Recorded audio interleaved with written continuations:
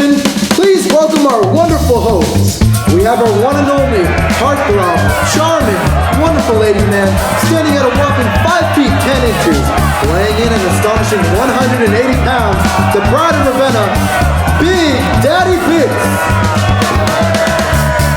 Let's not forget, standing at an imposing 6 feet 5 inches tall, tipping the scales with raw muscle and brute force. Hailing from Johnson, Nebraska, 2023 D1 State Basketball Champion, the one-man wrecking machine, Dalton Knippelmeyer. And last, but certainly not least, standing at 6 feet 2 inches, with the power to back it up, Nathan, the underdog parent. Don't let that name fool you, folks.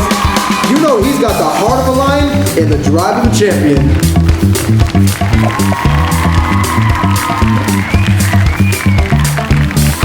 Let's open the playbook! Do you have your script? No.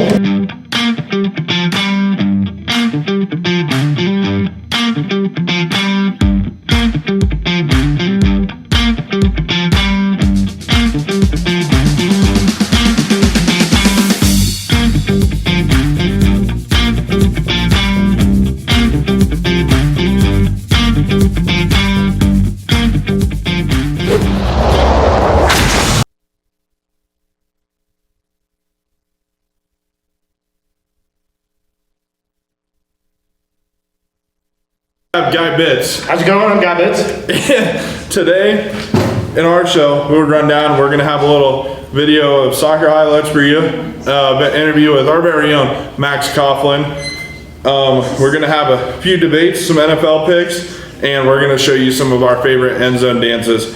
So now we're going to go in and view our soccer highlights. So the Northeast men's and women's soccer teams this year, they're off to a hot start in the 2024 season. The men are ranked number 3 nationally, and the women are ranked number 12 nationally. The women's soccer team has dropped their last 2 matches, but look to get back on track tomorrow at North Iowa Area Community College. On the men's side of the soccer action, Northeast has won 11 of their past 12, very strong showing. With the only match not ending in a tie, not winning, it ends in a tie, 2-2, that was at Morton College. The men have recorded some impressive wins on this year, including an 11-0 win at College of DuPage, and a 14-1 win against South Suburban College here in Norfolk. The men have won all but 2 of their games by at least 4 goals. The only loss in the year for the men was against Jones College 2-1, all the way back on August 29th. With a record of 13-1-1, Northeast looks to finish their final 4 games strong and make a deep push into the postseason, and once again advance to the NJCAA Division II Final 4 in Huntsville, Alabama. Now, we will take a look into an interview with our very own Northeast baseball player, Max Coughlin, and his recovery from his injury he had last year. So last fall I tore my UCL, which is a ligament right here on the inner side of my elbow, and I got surgery on it in the end of January. So I had to sit out last year and rehab all that, but I'm about 8 months post-operation, so it's been going good so far and just trying to get back to my full self. Yeah, so right after the surgery, I was in a sling and I was in a cast for a good while, and then they put me in a brace, which is I had a little range of motion in my arm, so that's when I started my physical therapy work, and that went on for probably about, I would say, 3 to 4 months. So it was a long process of just doing the same stuff every day, which kind of got repetitive and tiring, but had to do it. And then in the summer I started throwing and just started working my way back up to not really feeling any pain. So got to a point now where I'm feeling good and it's not really bugging me anymore. So I really think it's become a good thing, and just over the past 8 months. The hardest part, I think, about just sitting out and watching everyone play and just not really being able to be out there was truly just of how much we did before I got surgery and how much we grew as a team, and then I had to sit out, of course. I got surgery, so it was just hard for me to watch all my brothers do something that we all came to the same place to do, and it was just, that was honestly probably the hardest part, but I'm excited to get back out there now and do it this year.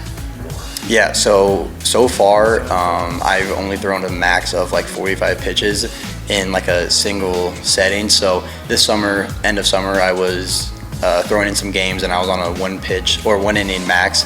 So that was probably either ranging from 15 to 20 pitches. So I haven't really gone too much yet. That's still in the process of rehab. And I mean, I'm 8 months out of it and I'm still in the rehab process, which is crazy to say. But yeah, I am still working that way up and I'm hoping by spring and then I'll be able to get back up there and throw as much as I really want to. Yeah, first time throwing again was obviously that was honestly probably one of the hardest things to get through because it was such a mental battle, because anytime you have surgery or anything, you're gonna have those doubts, you're gonna be nervous about going back to an activity or a sport that you've been playing. So it was definitely a hard thing to do, and that was probably one of the hardest things to come back from, was just getting over that mental battle of throwing a ball again after not being able to do it for the last 5-6 months. So yeah, it was pretty hard. Yeah, physically right now, I feel like, I'm pretty close to 100% in my mind, and which I'm excited about. And for the team this year, just from the fall perspective, like we've been a team for a month and a half really together, and we've really already glued pretty well, I would say. And it's a lot more freshman heavy this year, I would say, than it was last year. And so it's a lot of younger guys that the sophomores, we're gonna need to teach them up, but I feel like they've done a great job already, and the team is coming together with sophomores and freshmen coming really, really well together. And I think that come springtime, I really have a good outlook on us, and I think we have a really good chance of going a long way. To debate the steroid era in the MLB. So one side thinks that, the steroid era in the 80s to the early 2000s, they think that their records should stand, and that there wasn't a problem with them using steroids at that time because it was so popular. The other side might think, since they're using steroids and now players can't, that their records shouldn't stand and they shouldn't retire their numbers. So what do you guys think? Okay, so I'm very heavy on them being in the Hall of Fame. Just because it still takes a great talent to see a ball coming at you at 100 miles per hour. Yeah, but if you're using it should give you some sort of advantage, right? Yeah, it'll just give the strength, and it's still hard to process a ball coming 100 miles per hour. Yeah, but shouldn't steroids, if you use them, it should help you make that throw quicker, correct? Are we going off hitters or pitchers? No, like picking up a ground ball. And that's going to affect the arm, but it's not going to affect him picking up the ground ball. But it's going to help him make the throw quicker. Okay. So therefore, that's a speed advantage to making the out. Okay. But let's go through some of these players, like Sammy Sosa, Barry Bonds, Manny Ramirez, David Ortiz. He was probably one of the last people to do it. Ortiz. Yes, yeah. Ortiz. Big Papi. Yeah. And Mark McGwire. If we want to go into some stuff, Mark McGwire and Sammy Sosa had that run at the baseball record or home run record for a while. They were back to back. And so yeah, I'm a big Sammy Sosa guy, and I think that they should be allowed, even though, because they were mainly the best part of the team at that time. But if you're looking at it that way, I guess, you're basically saying they should be in the Hall of Fame just because they're one of your favorite players. They're a reason why they are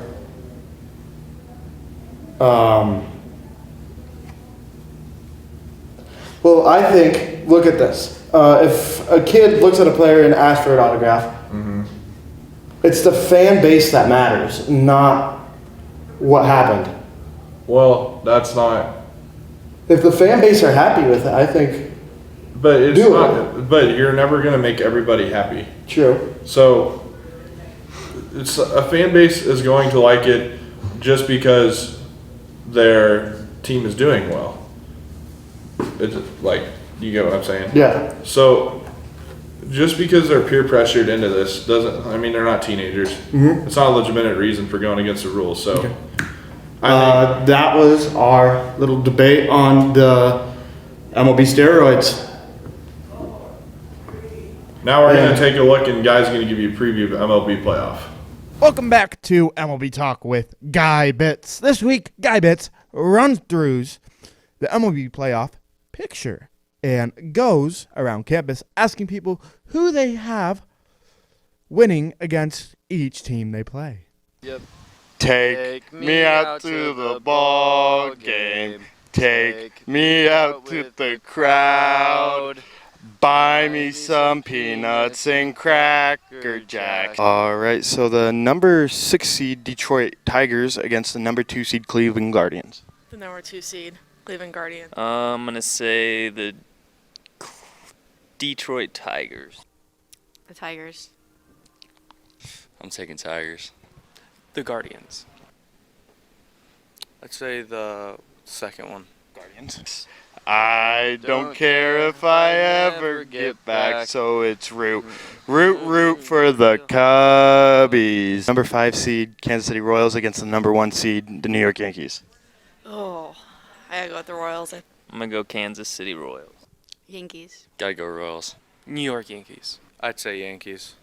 If they don't win, it's a shame, 'cause it's 1, 2, 3 strikes, you're out at the old ball game. And then the number 5 seed New York Mets against the number 3 seed Milwaukee Brewers. Milwaukee. We'll go the Brewers. Mets. Yelich got to get it. Brewers. The Mets. And number 4 seed San Diego Padres against the number 1 seed LA Dodgers. Dodgers. Dodgers. I want the underdog, but I think the Dodgers are going to take it. Dodgers. Dodgers. So right now for the MLB playoff picture, the Tigers and Guardians are tied at 1 apiece. So are the Kansas City Royals and New York Yankees.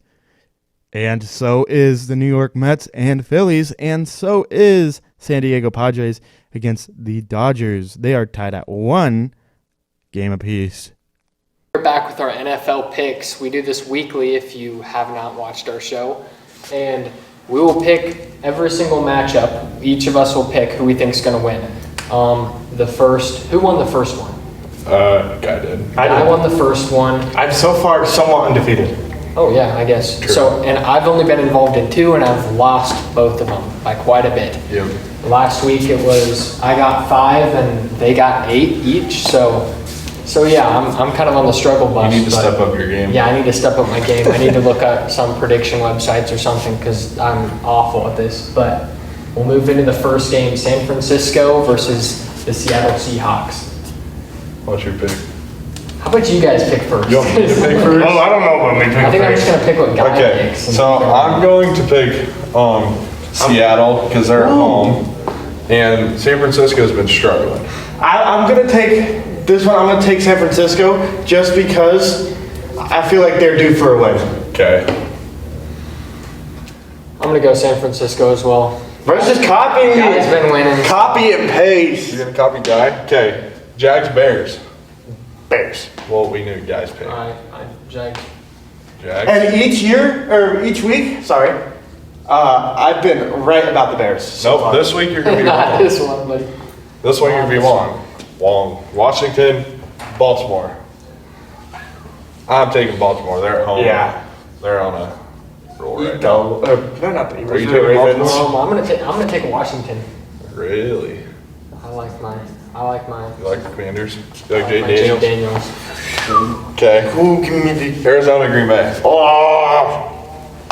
I'm taking Green Bay because Green Bay's at home. Yeah.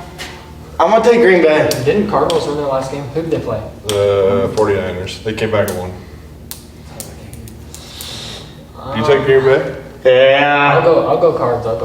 I hate to do it, but okay. This one, I'm taking. Okay, I'm taking Houston. Yeah, me too. Yeah, Take Houston. Houston, we They're out. may have a problem. Tampa Bay and New Orleans.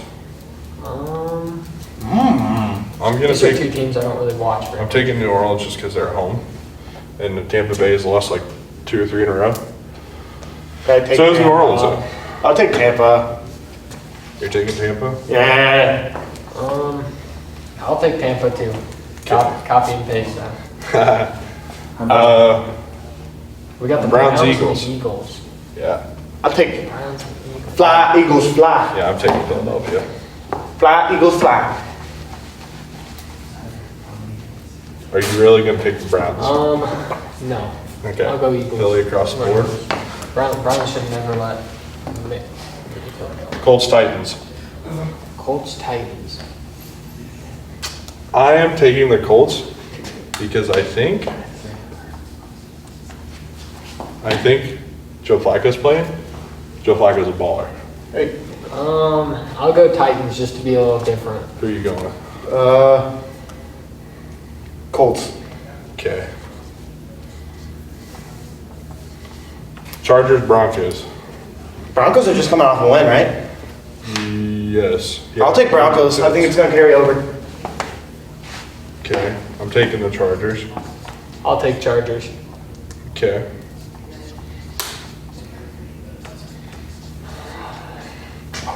Steelers, Raiders. Steelers, Raiders. I'm gonna I'll take the take Steelers. Yeah, I am Yep, too. I'm taking Steelers. Yeah, I'm sorry. It might seem like a copycat, but I'm taking Steelers. Falcons, Panthers. Obviously, I'm taking the Panthers. Not Panthers, the Falcons. Yeah, I was going to say, they just beat the Panthers. Yeah. I'm like, Somehow. yeah, I'm taking the Falcons. Are you taking Falcons? Yeah. Okay. Lions. Lions. Lions. Who are you taking? Cowboys. I'll take Cowboys on this. Oh. Hard decision. I'm gonna take the Lions. These are the ones that I lose when you guys take the other one and because that's exactly what happened here. Bengals, Giants. You know my pick. Dude, we're due for a win. Yeah, I want to see you guys are on the struggle bus right now and taking Giants. Okay.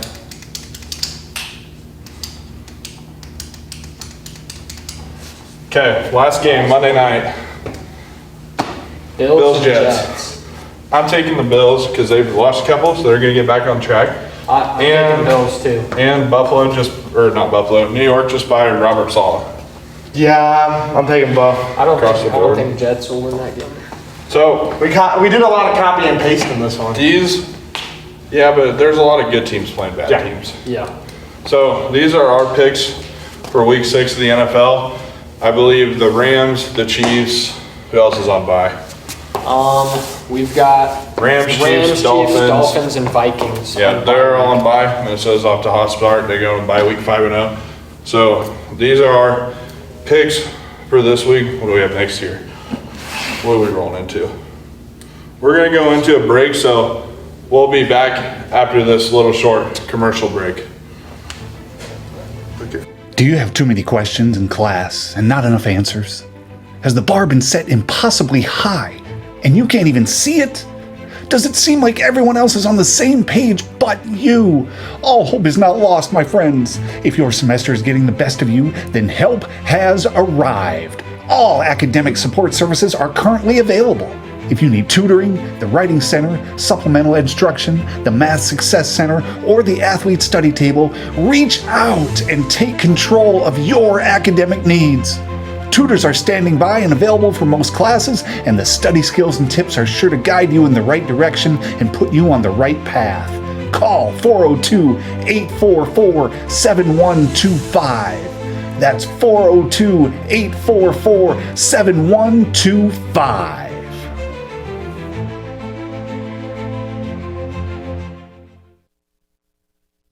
Our NFL picks. Right now, we got Dalton and Nathan on the main desk. Gonna be debating about should NIL be a thing with all these young athletes coming up and them making NIL deals from brands that just their college in general. Should they be doing it? Send it right over to Nathan and Dalton. Okay, so basically our debate is over the NIL, which is name, image, likeness, and should college athletes be able to make money off of their name, image, and likeness. So I'm for this. I think the NIL helps athletes with being able to pay for college and help pay for things in college and not have the stress of having to go for another job, essentially, I should say, in college. I'm not necessarily like completely against it, but I do believe it's been getting kind of annoying in the college football world. We've got like Shedeur Sanders and Travis Hunter. Those are just people, to me, I mean, we're Husker fans, so we're a little biased, but I can't stand seeing those guys on commercials and all that stuff. It's almost getting to be too much. And you have Arch Manning is backup quarterback at Texas, and he's making like the most money. 3.1 million. I think he's third highest paid college football player. And I think NIL is a good thing because it helps athletes get involved in their community, and it makes it makes your athletes go out and try and make deals, or companies are coming to them, like local companies or even big companies like Dr. Pepper or Allstate, whatever it must be. I can't get past like Shedeur Sanders, for example. He signed a deal with Nike. Is that almost becoming more of what he's doing instead of football? I think a lot of these players, I mean, Arch Manning might not be a good example, but I do think the guys from Colorado, I think Shedeur and Travis, I don't think they're focusing as much on football. Yeah, and I believe NIL, it helps helps compete with your professional sports. So it's almost getting them, I guess, trained for the NFL, if you want to say, because you're going to have to like get these endorsement deals, you know? Yeah. And so it's going to help them. That. It's going to help them, I should say, be prepared for the NFL. Yeah. Who do you think is can you guess the top 5 NIL? It's got to be Arch Manning, Travis Hunter, Shedeur, Sanders. Who else am I missing here? Let me think. What are we doing? We've got there's one from the University of Alabama. Is it Ryan Williams? Nope. Or is it Jalen Milrow? It's Jalen Milrow. And then there's one more. Where's Texas the other one? quarterback. Injured. Oh, it's Quinn Ewers. Yep. So now we're going to roll in and we're going to show you some end zone dances that some of our students have shown us.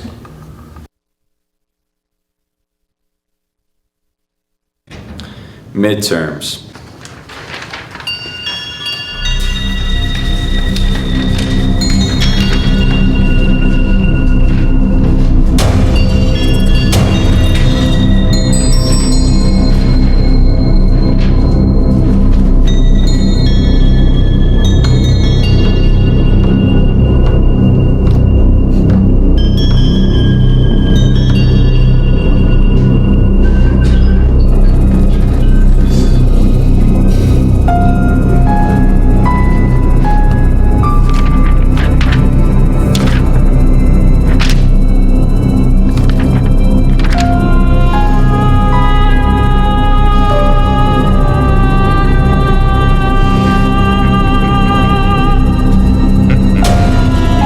I'm Casey Hansen. Now, this class, I don't think you realize what the best part about midterms really is. Guys, it's about turning that thing in and doing a celebration. Come on now, let's see it.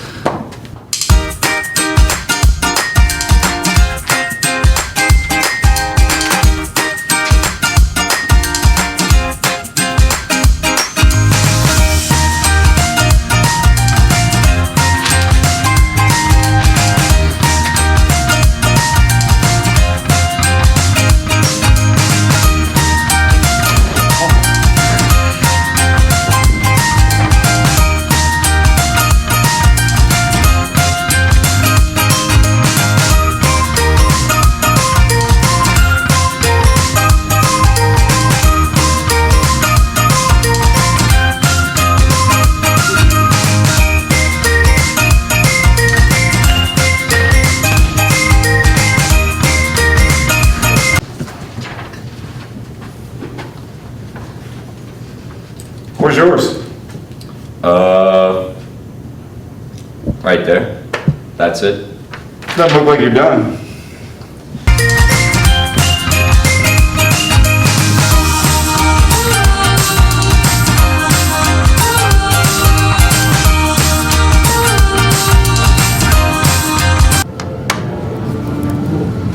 Am I too late? Yes, you are. Welcome back. And now we're going to have a little debate over, and obviously you just watched the video on some end zone dances. So we're going to take it over here to Nathan and Guy and get their opinions on whether or not players should be getting fined for some of the end zone dances they are doing after they score touchdowns. All right, I'm just gonna start this off. I think that they're getting fined is absolutely ridiculous. They should be able to break. They're grown men, obviously, but they like to have a little fun with it. Some of the players are just in their 20s trying to figure some stuff out, and some of them don't know a lot of what's wrong and what's right. You know. Some of these guys are taking it too far, though, in my opinion. They're taking it too far. Like, give me an example. They're of hurting the too far. NFL. They're hurting the NFL's image. Give me a certain. Whatever player it was, how many years ago they got into the end zone and they turned around and they fake mooned the crowd. Who was that? I know exactly what you're talking. It was like a Minnesota Viking, I think. Yes. Yep. It was Randy Moss. And I don't know. In my opinion, that kind of hurts the image of the NFL. And I totally. They're gonna. They have definitely oh my gosh, they've definitely lost brand deals from these celebrations, the players and the NFL. But okay, go on my thing. I think I totally agree with you and stuff about like people can have celebrations that aren't completely wrong. Let's take Cole Kmet, tight end for the Chicago Bears, has a really cool celebration that I like, where he uses the ball kind of as a baseball bat, and then just like pimps it like it's a baseball bat, and it's a cool way in getting the crowd within it too. But I feel like these guys need to express themselves. But don't you think? I mean, there has to be instances where celebrations have impacted the game. You don't think that's ever happened? No, there are celebrations. But what about personal foul? I mean, what about these calls called against them? That they don't hurt the games at all. They don't hurt their team. Oh yeah, they hurt the team. If you're a team member, is what I'm saying. If you're a team member and if you are a player and your team member does a celebration and it costs you guys the game, or it costs you guys however many yards, is it worth it? I mean, in my opinion, it's just I wouldn't be that like. I feel like there shouldn't be as much of a harsh penalty though. Okay. But that is all we have for that one. NFL, and now we're gonna wrap up the show with the NFL celebrations. Yes, sir. So that was the show for today, guys. And let us know what you think of the show, what improvements we can make. Let us know what your favorite NFL celebration is. And so, yeah, what is your favorite NFL celebration? What is your guys's? Mine's probably the gritty. Yes. The gritty. Mine's the old Cam Newton dab. Yeah. Those are some good ones. So that's all we got for today. And so we went through and had some soccer highlights, and we had an interview with Max and Guy who previewed the MLB for us. So yes, sir. And we had our debates today and our picks, obviously. So that's all for today, and stay tuned in, guys. And it's time to close the playbook. So tune in next week again, always. And now we're gonna close the playbook. Again.